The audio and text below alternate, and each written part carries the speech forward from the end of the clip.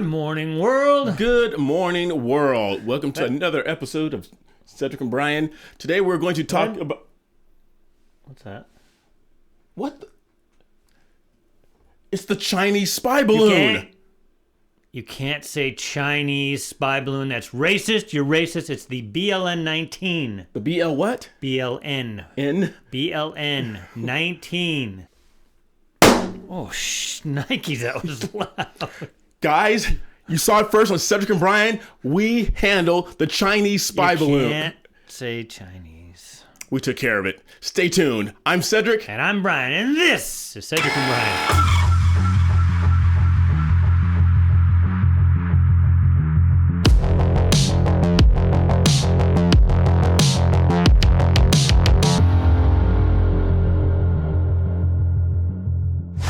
All right, don't get triggered, guys. I was kidding about not being able to call it the Chinese. If you know, you know. You know. That could be a whole episode all by itself. Because I know I'm going to get comments out there, and people that don't watch our show that much, they get triggered. Like when I said that the rebel flag was racist, they didn't know I was joking around. Yeah, that's all right. All right, ladies and gentlemen, you guys have probably heard about this. We do jokes here. So we do. We're going to talk about the great governor in Florida, Ron DeSantis, and his rebuttal of African American studies in the Florida school system. There's been a lot of smoke about that lately because usually what happens in California and New York and Florida, because it's a big state too, trickles into other part of our countries. So it's a good thing that Ron DeSantis put a stop on this, so we're not going to have any of that nonsense. But first, are we going to be prepared? I'm cutting him off. What's new? We're not going to do the "Are you prepared" commercial this time. We're going to save you from that. Okay. There will be a link in the description if you do want to get food because prices are going up. Get some My Patriot Supply. Link is in the description. But we're also going to include some other things for you to help out Cedric and Brian. Or we'd really like you. We'd like everybody to don a Cedric and Brian hat. That'd be cool. You know, we would appreciate it. A lot of you guys watched a lot of our reaction videos. A lot of them don't get monetized. I know you think some of them do, but they don't. This will help us out, and it's a nice-looking hat. And you can order others, too. Again, there'll be a link in the description. Good. Now you may continue, Cedric, now because I'm the one who has to get the cameras and the lights and all that stuff. He does. He tells me to be at a certain time. He's never ready at that time. He operates on CP time. Wow. That's part of AP African American Studies. You guys learn about colored people time when you take that class. But if you guys haven't heard, and I'm sure you have, Ron DeSantis, he's been taking a lot of heat lately. Is that really a thing, colored people time? Or did you just make that up? I mean, people call it that, yeah. No, I thought we weren't allowed to use colored people anymore. You can't. People of color. Yeah, I can say it. You can't. Okay. Yes. So Ron DeSantis is this first clip. I'm adding to the list. Yeah, write that. Add to your list. He's gonna interrupt me the entire video. I can feel it. Well, the list is growing of the things that I can't say because I'm white. So let's play this first clip of Ron DeSantis addressing a group of reporters regarding African American studies. In the state of Florida, our education standards not only don't prevent, but they require teaching Black history, all the important things. That's part of our core curriculum. This was a separate course on top of that for advanced placement credit. And the issue is we have guidelines and standards in Florida. We want education, not indoctrination. If you fall on the side of indoctrination, we're going to decline. If it's education, then we will do this course. So when I heard it didn't meet the standards, I figured, yeah, they may be doing serious. It's way more than that. This course on Black history, what's one of the lessons about? Queer theory. Now, who would say that an important part of Black history is queer theory? That is somebody pushing an agenda on our... Yes. And Governor DeSantis, he said that so well. He said, this is someone pushing an agenda. And he said at the very part of his video, Florida schools require Black history. And I have a lot of friends, believe it or not, some of them are Black, who, because we are in Black History Month, you have Black friends? They keep saying, don't erase Black history. No one's erasing Black history. If you've listened to our show any length of time, we're always saying we celebrate Black history. Talk about Black Americans, people who have done great things in our country. And as I've said numerous times as a teacher, I've gone on various trips to Washington, D.C., where we've gone to Thomas Jefferson's home, Monticello, and we've seen the slave quarters. So no one is hiding Black history. What we're trying to put a stop on is all the extra stuff, the queer studies, the black feminism, things of that nature.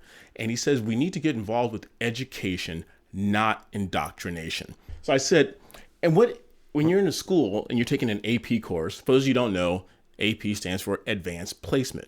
The reason we have these courses in school is because students who take those courses are more apt to go on to college and do great things. It's a challenging course more than the regular courses you take. So this is advanced placement. And at the end of the course, you got to take an advanced placement test where they give you certain questions to see if you can go to a school. And I was thinking about this morning when I was writing this. We've talked about these government indoctrination centers, but now not only do you have the normal general population, which is also a prison term, going to these government indoctrination centers, now you have advanced people who are going into these government indoctrination centers. And for what?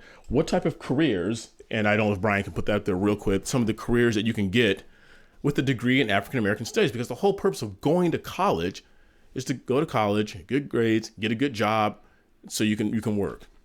Here are some of the jobs you can get. A business manager, a community developer. You can't read that. A foreign service specialist, a historian, a journalist or a writer, a media relations consultant, a multicultural consultant, a museum curator or director. What's a multicultural consultant? Someone who talks about multicultural issues. A news analyst, a politician, imagine that, and a public relations specialist, that's why I'm reading it off this, a social worker, a teacher, a professor, or a youth pastor. If you look at all of these jobs, and here's the thing, they want you to go into government indoctrination centers, otherwise known as colleges, to come out with a degree in these jobs so you can train up the next group of people who are coming up. Because if you look at all these jobs, they have a huge influence on the thoughts and ideas of other people, especially as a teacher, a youth pastor, a politician. They have a huge impact on our thoughts. Okay. Any thoughts on that? What? I just wasn't sure. You're so serious today, man. I know I'm trying to. What, just because you shut down the hurt, BLN it hurt my eardrum. 19 I didn't think it was going to be that loud. spy balloon. But this is really irritating. I didn't think about that until this morning. I'm thinking, wow. I'm thinking, what type of job can you get? First of all, most kids who graduate with a college degree today, they're graduating with a degree in something that there are no jobs for. This is just pushing that agenda even further. So what? Yeah. So why is it? You'll have to explain this to me. Careers you can get with a degree in African American studies. Well, you can get a business management degree. With a business degree. With a business degree, yeah. I mean, the only one on here that's kind of specific, because I pointed that out, multicultural consultant. I guess that seems kind of like a woke thing, right? Brian, you're missing the point. If you get a degree in African American studies and you go into all these other fields, you can perpetuate the African American agenda, the woke agenda. That's the point I'm trying to make. If you're a historian, you can tell history from that point of view. Oh, I get it. So I guess the other question I have is, do they have like Asian American studies, Jewish American studies? We'll have to look into that. I don't know if they do. White American studies, Scottish American studies, English American studies. Well, and Brian is being funny, but the point that I want to make is that Black history is American history. So I don't know why we just can't talk about that. And you don't have to go to this list. Yeah, well, I mean, let me just bring back, I'm an old guy. We learned about, and in high school and college, probably even before that, we learned about slavery. Mm-hmm. We learned about things that would, I guess, be considered African American studies. But why isn't, like you said, why isn't that just American studies? It's part of American history. It's segregation, because I have a lot of friends that are really promoting, let's study Black history, And in the same voice, they're also saying, we got to stop segregation, we got to stop racism. It's like, well, you're perpetuating segregation and racism by separating Black studies from everybody else. Okay. Let's incorporate all that. Let's incorporate the great Black men and women who have done incredible things. And I read a few things that they say that Blacks created the ironing board and the filament for the light bulb. Just incorporate that into American studies. So I have another quick question. If you guys watched our episode on, Stanford, the words you couldn't say, yes. African American is one of the things you can't say anymore. So are they going to? Is it called Black Studies now? Because I don't think you can say Black African American Studies. When I looked this up, it came out as African American Studies. Okay, so they haven't caught up. They are behind the times. Yes. Whoever did this. Yes. But then again, how far do we segregate? So that's where we draw the line. Well, where do we draw the line? Do we draw it with African American, or like we can't say African American now, with Black American Studies? Well, and then it's not even supposed to be hyphenated, right? So that hyphenation automatically is segregating, Right. Because I'm an American, but you're a Black or an African American, Yes. so that segregates us already. Right. But my question is, maybe you didn't look this up. Maybe you guys know. Are there also Asian American Studies? I mean, how many categories do they have, or is it just Black and white, and they just put everybody in two boxes? I think in this next video we'll go into that, like some of the components or the the syllabus for African American Studies. One of the things to talk about is intersectionality, and you and I have talked about this at great length. Where it's like the lower you are on the intersectionality scale, the more oppressed you are. No, I get so that, but I don't. And I know you're Jewish. You're still not answering the question of: do they have more than African American Studies that separates you? Is there Mexican American Studies? And then if they do, is it just Latinx, as they want to call it, studies? And then what are you doing? You're combining everybody that has brown skin now as Latin if they're not Asian. I mean, I don't understand. Maybe is it just because of the history of the United States and slavery, so we picked that category? And if that's the case, then it's just part of segregation in my because in society's opinion. minds, African Americans, Blacks, people of color, whatever you want to call them, they are the more oppressed group. That's what we've been telling people, that they're the more oppressed group. Well, you're going to have a pissing contest with the American Indians or the Native Americans. I agree with you. Okay. I agree with you. Ron DeSantis, in this next clip that Brian's going to bring up, he goes into a little bit more detail about some of the things that are involved in the curriculum with African American Studies. So we're going to take a look at that video in just 1 second. Advocating things like abolishing prisons. Now that's a radical political position. You're free to take that in your own life. I don't think very many people would think that would actually work. But how is that being taught as fact to be able to do that? And I also think it's not fair to say that somehow abolishing prisons is somehow linked to like Black experience, and that's what Black people want. I don't think that's true at all. I think they want law and order. So one of the things we're going to talk about is abolishing prisons. Now, why do you want to abolish prisons? Well, the narrative is that Black people are overwhelmingly represented in prison. Right. So I guess it's one of those things you don't fix the problem. Absolutely. You cut off the. And some of the things that were involved, not only with abolishing prisons, was intersectionality. We talked about that briefly. BLM, Brian's going to show you a chart here. I want you to pull up that blue chart here really quick that we talked about. And Black feminism. And as Ron DeSantis said, queer studies. None of this stuff has anything to do with African American Studies. So let's look at some of this here. You have to enlarge that for me a little bit, my brother. I can't call you my brother, I guess, because we are brothers. So the topic 4.15, intersectionality and activism. This included reading, if you go back to a long time, this is from that great author, Kimberly Crenshaw. Remember we did a video on her? She is known as the founder of intersectionality, co-editor of Critical Race Theory, the key writings that formed the movement, and Angela Davis, self-avowed communist and Marxist. It's right there in the curriculum that she is a self-avowed communist and Marxist. Let's scroll down a little bit there. Not to the Black queer studies. Let's go past that. You don't want to talk about Black queer studies? No, I don't. Now this one here, Movements for Black Lives. If you see the letters in there, it says Movements for Black Lives. They take BLM and they switch the words around a little bit. And the included rating is going to be Leslie K. Jones, who wrote, "Every day, Black people produce an unquantable amount of content for the same social media corporations that reproduce the white supremacist superstructures that oppress us." This is what you're teaching the next generation of Black students. And this is where... Is our channel a supremacist channel then? I don't know what our channel is. We talked about CRT and how we got a lot of heat for that. And we always said that CRT was nothing more than a Trojan horse coming in disguised as something nice and pretty. But now we're going to just indoctrinate kids with this movie that if you're Black, you're oppressed. If you're white, you're an oppressor. And nothing could be further from the truth. Let's go down to my favorite one. And we're all doing this on Black History Month. Yes. Which you have a a strong opinion about, right? I'll get into that. Kind of like And, Morgan Freeman. the reparations movement. We're going to teach kids about reparations. All points and resources in this study advocate for reparations. Advocate for it.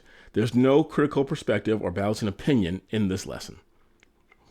And so you can scroll down to a little bit more. Well, and those of you, we're in California, and they're really pushing, of all places, in San Francisco. Well, I guess that's typical. So up Northern California, for reparations, I can't remember. You remember the dollar amount that they were going to give? 5.1 million. But each person was going to I get think it's a percentage of that. But this is a funny thing. We're not in Tennessee yet, okay, where there actually was slavery, right? Right. We're in California. California was never a slave-owning state, Right. number one. So they're asking people that most likely ancestors never owned slaves to give money to people that most likely were never slaves. Well, Right. were never slaves. Right. And maybe if they're just going to do it on the tone of their skin, we have a lot of immigrants from Africa that came over in the last 20 years. Do they get the reparations? But you're missing a key point. I benefit from that because my parents and great-grandparents were from Mississippi and Alabama. Because I am in that lineage, even though I moved to California, I am still suffering some psychotic. You are psychotic. I am. My mind is all messed up from all the stuff that my parents and grandparents went through. So therefore, I am entitled. I'm joking while I'm saying this. But my family, who came from Poland to escape the Holocaust, basically, and they came before the Holocaust, and the internment camps that were. If you're Japanese, but they're going to ask us to pay you money, even though my ancestors had zero to do with slavery, and who knows? Maybe we were enslaved at some point. But who wasn't? No, I know. We said it numerous times. Who wasn't? Who's I don't know how this keeps. I don't know point. how logical people, and these people are supposedly educated, but then again, they probably went to the studies you were talking about. Right. I want a logical explanation onto, number one, is it going to benefit, or is it going to be like the welfare system? And two, how are they going to make it fair? Because they talk about equity and making everything equitable, but how is it fair for people that literally came to this country? Well, you have a lot of immigrants in this country that aren't black, and you're going to be having them pay for it also? I mean, how is that equitable? I just want to know if somebody can explain it to me. No, I can't. It's not. Okay. I mean, like we said before, with the jobs that you can get, it's this vicious circles. Like, you tell the kids about all this stuff, and then they graduate and they get a job in another school, and they keep teaching it, and it just keeps going around and around and around. And we haven't gotten to the main point here. It's like, when you go to school, whether it's elementary school or middle school, high school or college, the teacher's job is to teach writing, reading, and arithmetic. That's it. What you do in your room, what you do in your bedroom, the privacy of your own home. We don't want to know what you do. You don't want to know that. But see, that's my point exactly. Nobody needs to know that. No teacher needs to teach my child that. If you're in a Muslim home and you want to teach your child about Muslim practices, fine. Huh. Buddha, Hindu, Christianity, that should be done in your home or in a private school that's undergirded with those type of principles. If you want to send you to a what? You didn't point this one: Black Studies and Black Struggle in the 21st Century. That's topic 4.31. And written by, I like this, Kelly's first book was a study of black communists in Alabama. They just love to bring up this communism. Yes. So this Black Study and Black Struggles in the 21st Century. Robin D.G. Kelly argues that activism, rather than the university system, is the catalyst for social transformation. It's all about activism. And it's not the university system. The university system has nothing to do with it. It's activism. Yeah, I know. The colleges are all fine. It's not teaching people how to critically think and learn how to, do multiplication and reading, writing, all that stuff. It's all about activism. And the battery's dying on the camera, so we get through this quickly. Okay. But since we are right toward the middle of Black History Month, there are some incredible black men and women there who have done great things. So if you want to take time out of your own day, if your school doesn't teach it, go to and I wanted to put this video in, I didn't. It was with Matt Damon in Good Will Hunting, the bar scene. You guys all know if you've seen the movie, where he tells the snooty guy, he goes, "You wasted $150,000. You could have got for 50 cents in late charges at the library." You could have done all that. But there are some incredible black people: Muhammad Ali, Hank Aaron, Richard Allen, Maya Angelou. Wait. I'm gonna have them read it slower so I can put the pictures up. Okay, I'm not gonna read them all. Okay, well, read the ones you want me to put up there. Muhammad Ali, Richard Allen. I'm gonna skip over a few. Maya Angelou, Arthur Ashe, James Baldwin, no relation to Alec. I'm gonna skip down here. Gwendolyn Brooks, Blanche Bruce, Ralph Bunchy, and a lot of these names I've never heard of. George Washington Carver. You've heard of him. Yeah, I've heard of him. Kenneth and Clark, Bill Cosby, O.J. Simpson. Scratch those last two. I was going way too fast. But Bill Cosby and O.J. Simpson, yeah, we'll get those off the list. I saw you mentioned Arthur Ashe. Arthur Ashe. He would have fit on that intersectionality hierarchy. Yes, he would. And here's the thing: when you talk, no. Well, people like saying that the queer population and the homosexual population, they're a marginalized group. And for those of you who don't know, I told a friend of mine about this 3 years ago, and she was completely mortified. A white lady, Jennifer, if you're watching, I'm sure you remember that day. She was at the librarian at the school we worked at, and I said, "Yeah, Martin Luther King was a great guy because he's the main guy you talk about during Black History Month. Martin Luther King Jr., Rosa Parks, those are the two heavy hitters." And I said, "Yeah, it's like a funeral where you eulogize the person, you say all the nice things, because nobody wants to hear that Martin Luther King Jr. was a womanizer." She's like, "Cedric, that's not true." I said, the hell it isn't. But we don't talk about it. But it doesn't take away. This is the totality of a person. That's what when they talk about Thomas Jefferson. Thomas Jefferson, who was instrumental in setting this country up, all they want to focus on is that he had slaves. Yeah. With everybody else. He did. My point isn't that it wasn't bad. It was bad. But they're judging everything on a moment in time and taking away all of the positive things that helped create this country. Right. And I just brought that up because people will point out Martin Luther King and they'll say, "Oh, he was a womanizer." It's like, yeah, that was one aspect of his life, but that wasn't his life. Absolutely. And again, we're all human. We all have flaws. So you can take anybody on that list. Yes. And if you're gonna just pick at their worst characteristic, then we're all doomed. Yep, absolutely. We should wind up here because I know not too much life in the battery. This is probably coming out later on this week. Hope you guys are. And speaking of Black History Month, you need to support us so I can buy more batteries. Yes. Speaking of Black History Month, this coming Sunday, the Kelsey brothers will be playing against each other. You know that? You know that, right? I don't know who the Kelsey brothers are. Travis Kelsey, the tight end for Kansas City. Oh, okay. And sorry, the other brother is the center for Philadelphia. Oh, okay. But not only those two biological brothers playing against each other, this is the first time, this is a Black History moment, two brothers will be going against each other at quarterback. Jalen Hurts with Philadelphia Eagles, Patrick Mahomes. I still have my doubts about Patrick Mahomes. I want to see a 23andMe or Ancestry.com. I'm not completely sold, but he wants to go as black. He's bad. But two black quarterbacks are going to be battling out because they're going to make that news. Of course. That's always something in the Super Bowl. Like you can always bet on something. I wonder how many times that's going to be brought up. That should be something they can bet on. Yeah, I know. Okay. All right. I hope you guys enjoyed enjoyed that. that. The Kelsey brothers, because they're white. I didn't know if you know. But they're brothers. Yeah. ERS. I said brothers with Jalen Hurts and Patrick Mahomes. For those of you who are watching this is what me and Brian cut our teeth on with stuff like this. We don't always do reaction videos. That kind of came secondary because people love them so much. But we try and mix things up along with the reactions as well as things that are going on. And these are the episodes culturally. Why people call Cedric a sellout and because he doesn't follow the narrative scripted out for him from up high. Yes. And he's not a communist. So yes. Well, anyway, I hope you guys enjoyed that.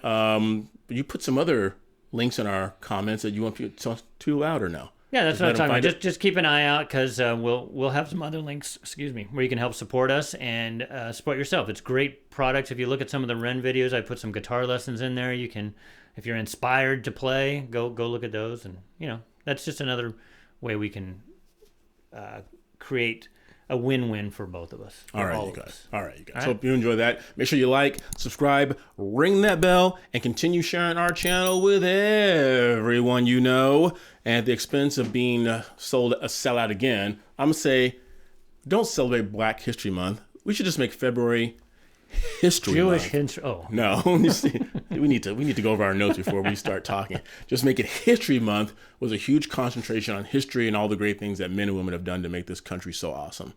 Until next time, I'm Cedric. And I'm Brian. See you later. Only Hollywood you can make your own movie, right? Yeah.